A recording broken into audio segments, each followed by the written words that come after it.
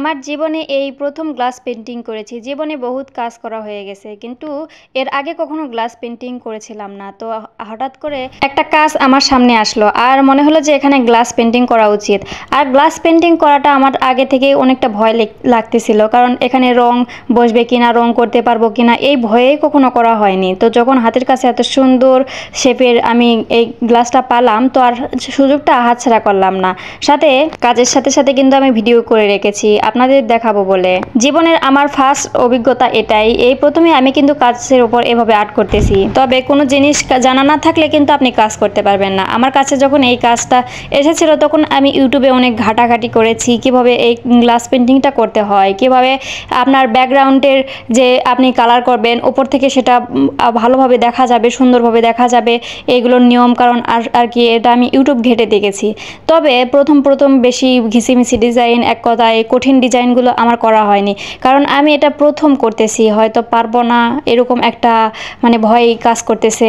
কিন্তু অনেক দিনের ইচ্ছা ছিল বটে যে গ্লাস পেন্টিংটা কিভাবে করে আর করলে কতটা সুন্দর লাগে, এটা আমার নিজের চোখে বা নিজের হাতে করে দেখতে মন চেয়েছিল। তো যাই হোক, আজকে সেই অনেক ভয় টয় কেটে আজকে করছি এবং আপনাদেরকেও দেখাইতেছি। তবে বিশ্বাস করেন, প্রথমবারে যে এতবার এইরকম একটা সুন্দর লুক পাবো এটা আমি আশা করিনি, কারণ এটা করতে আমার অনেক ভয় লাগছিল যে আসলে কি রঙগুলো থাকবে, রঙগুলো বসাতে পারবো কিনা কাচের উপর। আর লোকেরা করে অনেক সুন্দর লাগে, তাদের আর্টগুলো দেখে তারপরে আমি অনেক পরে এটা হাতে নিয়েছি। আর আমি এখানে অ্যাক্রিলিক কালারগুলো ব্যবহার করতেছি। তবে দেখুন, ফার্স্টেই কিন্তু রঙগুলো অনেক সুন্দর হয়েছে, এরকমটা আমি মোটেও আশা করিনি। আমি মনে করেছিলাম যে এরকম হবে না। তো যাই হোক, আমি সব থেকে সহজ একটা ফুল এখানে আর্ট করলাম। আর এই গ্লাসটা মূলত আমার নয়, একজন আমাকে আর্ট করার জন্য দিয়েছিল এবং সে বলেছিল দেখো তুমি পারবে। আমি যদিও তার থেকে এটা নিতে চাইনি, বলেছিল যে আমাকে এটা করে দিতে হবে, কিন্তু আমি যেহেতু পারি না তাই আমি এটা নিতেই চাইনি। কিন্তু সে বলেছে তুমি পারবে, দেখো।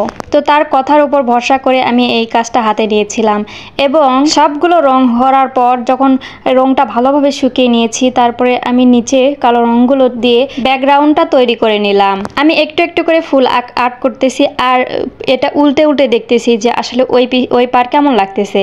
তো যখন এই কালোটা দেওয়ার পরে আমি দেখলাম সামনের দিকে, তখন দেখে আমি তো পুরোই অবাক হয়ে গেছি, কারণ কালোর ওপর সাদা ফুলগুলো সত্যি অনেক সুন্দর লাগছে। আর এটা হচ্ছে আমার ফাইনাল লুক, দেখে জানাবেন কেমন হয়েছে। এটা আমার একেবারে ফার্স্ট কাজ এই কাজের উপর করা। তো যদি আপনাদের উৎসাহ পায় তাহলে নেক্সটে আরও ভিডিওতে এরকম কাজ নিয়ে আসবো। আজকে ভিডিও এ পর্যন্তই, সবাই ভালো থাকবেন, আল্লাহ হাফেজ।